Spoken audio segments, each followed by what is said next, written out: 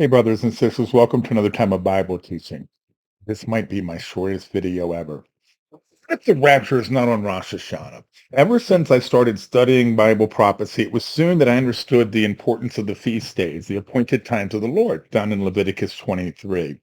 It wasn't long after that I realized that the rapture, the only day could be on is Rosh Hashanah. And this was in like my first 6 to 8 months of studying prophecy. And I've never wavered on that thought. You have never heard me say anything other than the rapture happening on Rosh Hashanah or Yom Kippur. And there's many reasons. Let's just open up our Bibles. We're going to go to one real quick and then ask a question. So let's open up our screens here. We want to go to, I didn't even get it in yet. So Paul told us that the rapture happens. I'm going to spell things right, don't I? At the last trumpet. It's 1 Corinthians 15, 50, 51, 52, something like that. 1 Corinthians 15, 52. In a moment, in a twinkling of an eye, at the last trumpet, for the trumpet will sound, and the dead will be raised incorruptible, and we shall be changed. Paul flat out is telling us that the rapture will happen at the last trumpet. This is prophecy. The last trumpet is one of three trumpets blown on rock. One of three named trumpets. The first trumpet, which was blown on Shavuot many years ago. The great trumpet, which will be blown at the end of tribulation on Yom Kippur, and the last trumpet. Three named trumpets. Okay, so if I was to Google last trumpet, and I know in Hebrew, it is the Tzitzia Gedalia. What I'm going to find is references to Rosh Hashanah. Feast of Trumpets, which is Rosh Hashanah. Feast of Trumpets. And look at what I Googled. Last trumpet, Tzitzia, and actually that's with an 8. Not that it really matters, but what you're going to find are just references to Rosh Hashanah and the Feast of Trumpets. In Hebrew, the Tekiah Gedalia is blown on Rosh Hashanah, and it means the last trumpet. So Paul literally told us that the rapture happens on Rosh Hashanah.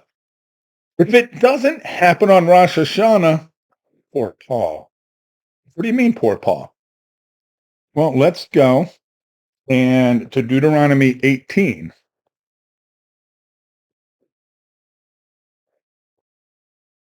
20 and through 22. But the prophet, Paul's not a prophet, is he? Or is he not?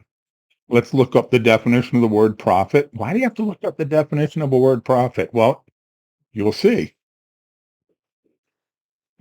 Spokesman, speaker, prophet. He was a spokesman. He was a speaker. And this passage we just read in 1 Corinthians 15 is prophecy. So he meets all of those categories. But the prophet who presumes to speak a word in my name, which I have not commanded him to speak, or who speaks in the name of other gods, that prophet shall die. That's eternal.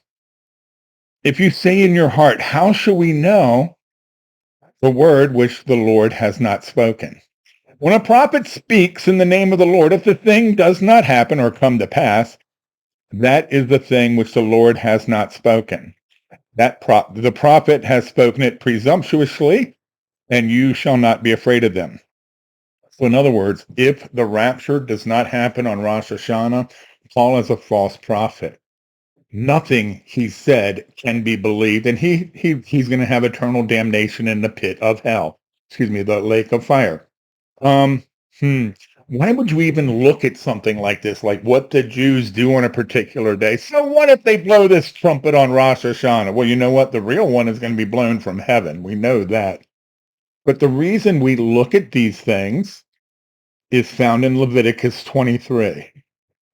We're going to look at one word here, and then we are done. These are the feasts of the Lord. See, they're not Jewish.